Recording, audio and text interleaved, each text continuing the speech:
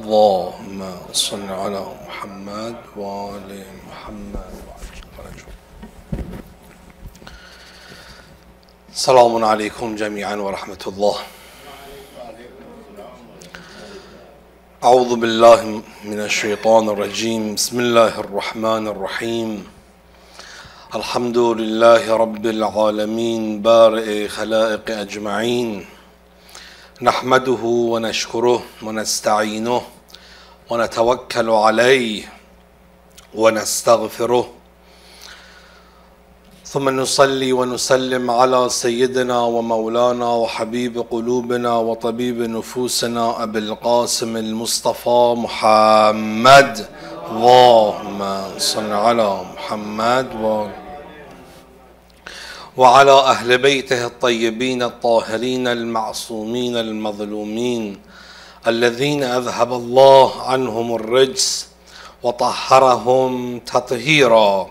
اللهم صل على محمد. ولعنة الله على أعدائهم ومخالفيهم ومنكري فضائلهم ومناقبهم أجمعين من الآن إلى قيام يوم الدين. أما بعد، فقد أوصيكم يا عباد الله ونفسي بتقوى الله. I advise myself first of all and you to taqwa and piety. Taqwa has such high status that Allah subhanahu wa ta'ala has commanded more than 50 times in Quran to observe taqwa. Allah subhanahu wa ta'ala simply could have mentioned it once and it was enough, but taqwa is matter of paramount importance that Allah subhanahu wa ta'ala has mentioned it over and over, because taqwa has benefit in this world and hereafter. One of the benefit of the taqwa in this world is person with taqwa has high honor, respect, trust and credibility in the society. The person with taqwa has high honor and credibility among both good and bad people. If one reads Quran carefully and try to understand, he will realize that the end of the muttaqeen and pious people is successful in this world and the hereafter. Allah subhanahu wa ta'ala in Quran says, وَالْعَاقِبَةُ لِلْمُتَّقِينَ, and the end is best for pious people. Now, I want to give you an example of the muttaqi person who, because of his taqwa, acquire highest social status in this world. In the story of Prophet Yusuf alayhi salam, when he was entered the prison because he rejected the sins with Zulaykha, along with him, two other young people were also admitted to prison. As mentioned in Quran, and Quran says, وَدَخَلَ مَعَهُ السِّجْنَ فَتَيَانِ, and two youths entered the prison with him. As we learned from Quran that these two young men were not believers, because Prophet Yusuf alayhi salam invited them towards worshipping Allah subhanahu wa ta'ala. This is, we know, because it is mentioned in Quran. It's narrated that Prophet Yusuf asked them, Ya sahibay as-sijn, a'arbabun mutafarriqun khayrun am Allah al-wahid al-qahhar. O my two companions of prison, I ask you, are many Lord differing among themselves better, or the one Allah, the Almighty? So from this ayah we conclude that those young men were not believers. In spite they were not believers, they were attracted and influenced by Prophet Yusuf alayhi salam, because Prophet Yusuf was muttaqi. That's why one day when these young boys saw a dream, they came to Prophet Yusuf alayhi salam to have it interpret their dream. As it is mentioned in the Quran, they told to Prophet Yusuf, نَبِّئْنَا بِتَأْوِيلِهِ إِنَّا نَرَاكَ مِنَ الْمُحْسِنِينَ.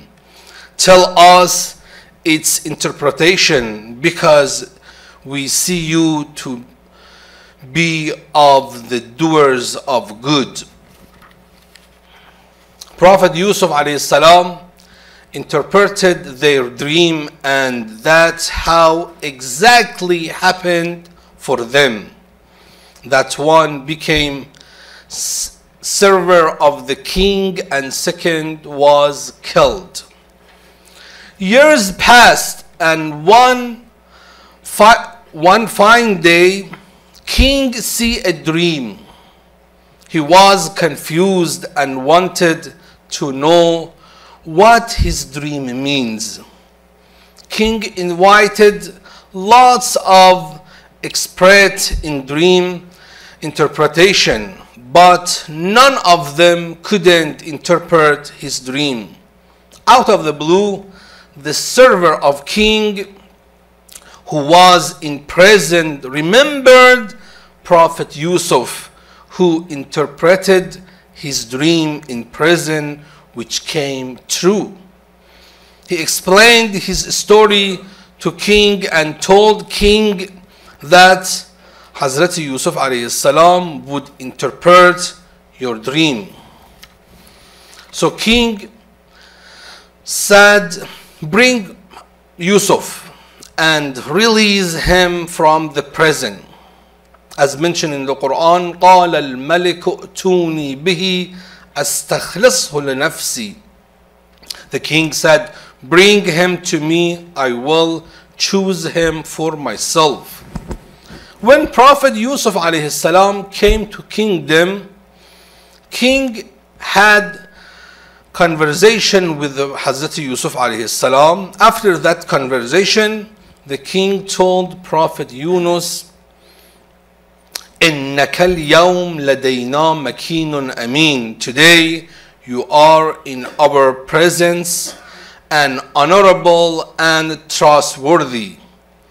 After that, Prophet Yusuf alayhi salam says, قَالَ جَعَلْنِي عَلَى خَزَائِنِ الْأَرْضِ. Prophet Yusuf said, appoint me as a treasurer.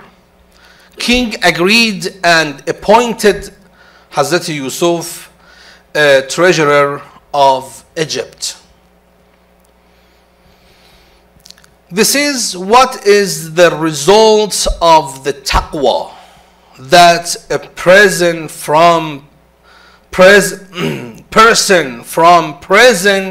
becomes treasurer. Taqwa causes the person to acquire high social status and dignity. Second worldly benefit of taqwa is the person become dear and beloved of the society. This second benefit is better than the first one.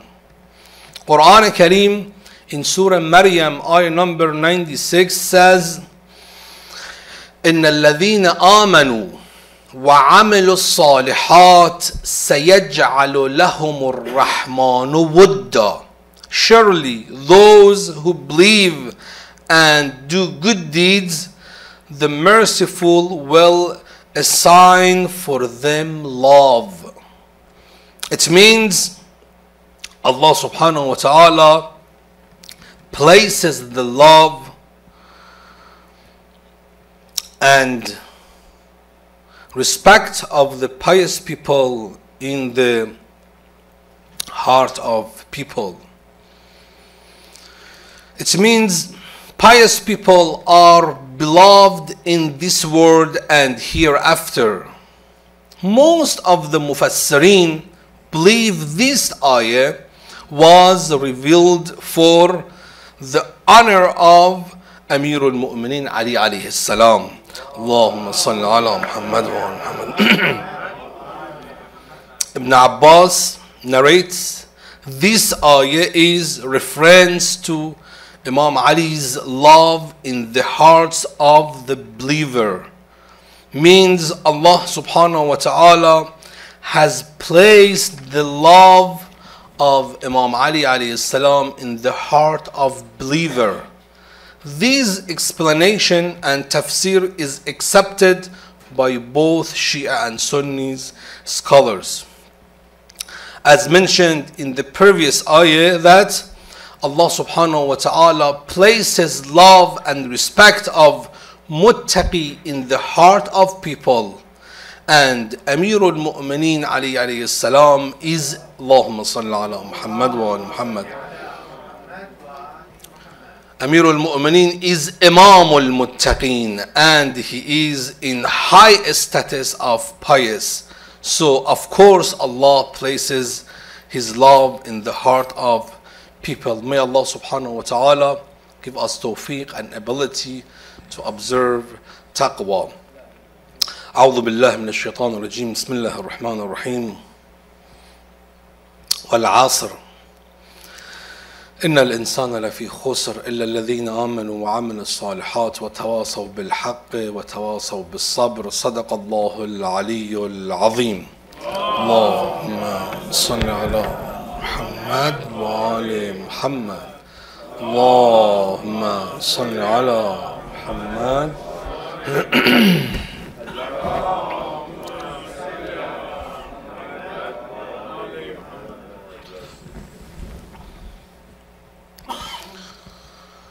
أعوذ بالله من الشيطان الرجيم.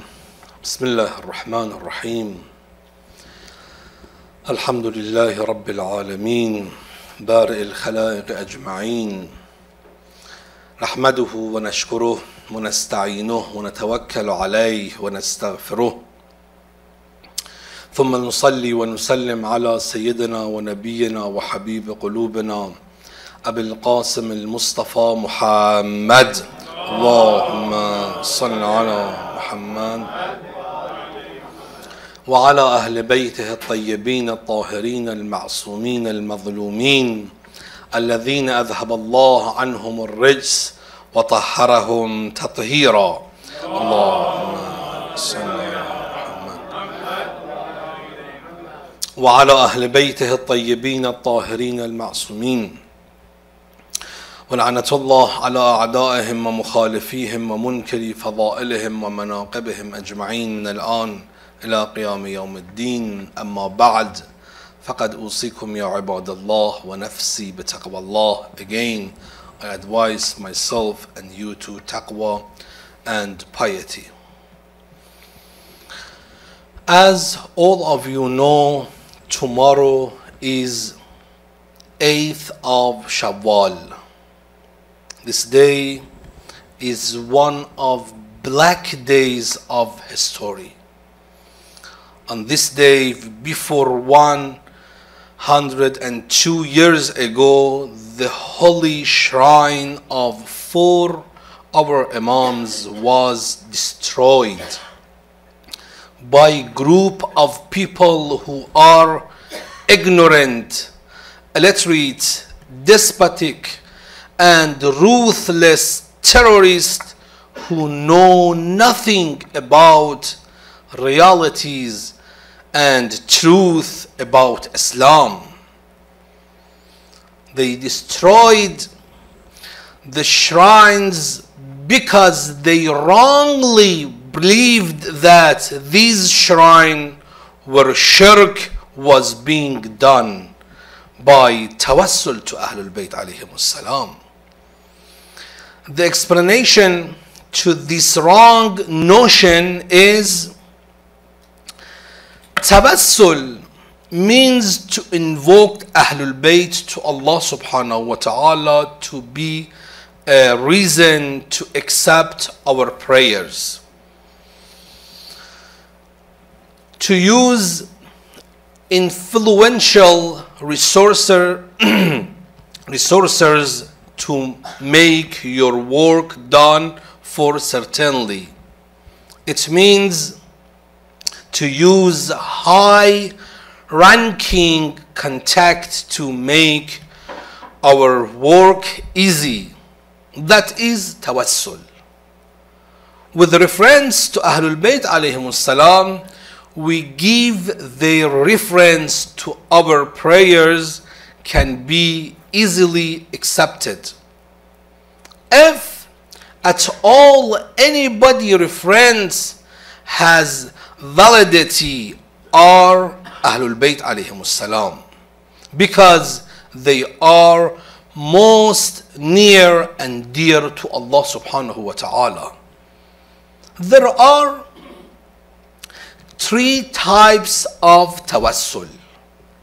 First, we ask our need from Allah subhanahu wa ta'ala with reference to Ahlul Bayt alayhim salam's credit. Like, I say like this: Oh Allah, I ask you بحق Ahlul Bayt alayhim salam, forgive me or accept my hajat. This type is tawassul, of course not shirk.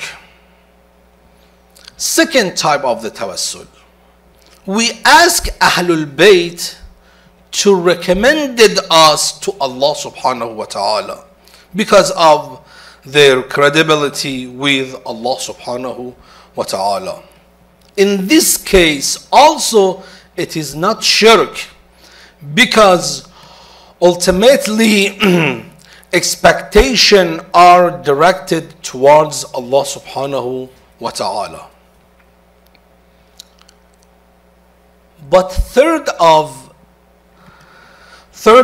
of the tawassul is the one that these people mostly objected to. In the third type of the tawassul, we directly ask our need from Ahlul Bayt alayhim salam. Does it shirk? No, at all it is not shirk. In fact, this is also not shirk. Why? Because we believe that whatever Ahlul Bayt alayhim salam do, they do with the will of Allah subhanahu wa ta'ala. They never do anything in which will of Allah subhanahu wa ta'ala is not included. Moreover, they always, Ahlul Bayt alayhim salam, always first take permission from Allah and then act. In this case, the ultimate executor is Allah subhanahu wa ta'ala. So there is no shirk, as Ahlul Bayt alayhim salam don't act independently. As Prophet Isa alayhi salam, he cured ill and gave life to the dead person and sight to blind was all by order and permission of Allah. As Quran says, تُكْرَهُ الْأَبْصَرَ وَالْأَكْمَهَ بِإِذْنِ اللَّهِ. You cure ill with permission of Allah subhanahu wa ta'ala. So the bottom line is, as long as intention is towards Allah and using Ahlul Bayt as wasila, then it is not shirk. The Wahhabis person, they destroyed holy shrine because they believe even building dome over grave of Ahlul Bayt is also shirk, and praying in the vicinity of shrine is shirk. This point of Wahhabism is rejected by Quran, which mentioned in Surah Baqarah ayah number 125. Allah subhanahu wa ta'ala said in this ayah, وَاتَّخِذُوا مَقَامَ إِبْرَاهِيمَ مُصَلَّى. It means Allah ordered, make a place where Ibrahim stood, a place of prayer and namaz. This is just a place where Hazrat Ibrahim alayhi salam stood, Maqam Ibrahim. If you go to the Hajj, you see, you have to, after Tawaf, you pray behind of Maqam Ibrahim. So, this is just a place where Prophet Ibrahim alayhi salam stood, where there was nothing but dirt. That dust Allah subhanahu wa ta'ala considered so valuable that He ordered to make a place of worshipping. Imagine the places which the holy bodies of Ahlul Bayt are buried. How valuable are they? The bodies of Ahlul Bayt alayhimus salam is purified by Allah subhanahu wa ta'ala. So of course we create a place of worshiping around their grave. Another conclusion of our talk is, when Allah subhanahu wa ta'ala order us to make place of worship where Ibrahim stood, so we conclude, why shouldn't we build a place of worship where in fact the purified bodies of Ahlul Bayt are buried? Which is more valuable, the place that Ibrahim alayhi salam stood on it, or holy bodies of Ahlul Bayt alayhi salam?